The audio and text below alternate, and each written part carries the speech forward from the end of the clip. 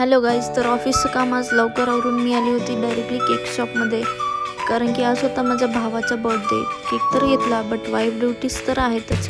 So fruits आणि भाज्यांची shopping केली. घरी काही फंक्शन असेल आणि मी बेसिक दिसेल, नो वे. सो फुल अशी रेडी झाले. नंतर भावाला ओवाळलं. देन आय रिअलाइज टाईम किती फास्ट जातोय. Can't believe how fast he is growing up.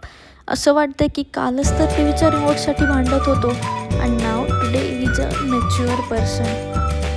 Cake cutting झाली आणि मी पटकन आउटफिट चेंज केला कारण की कम्फर्ट इज मस्ट. कारण जेवण हे कम्फर्टेबल कपड्यांमध्ये छान लागतं. मी व्हिडिओ बनवत होती आणि माझ्या हस्बंडची अशी मस्ती सुरू होती कारण की आम्हाला लेट होत होतं. And of course no birthday ends without food.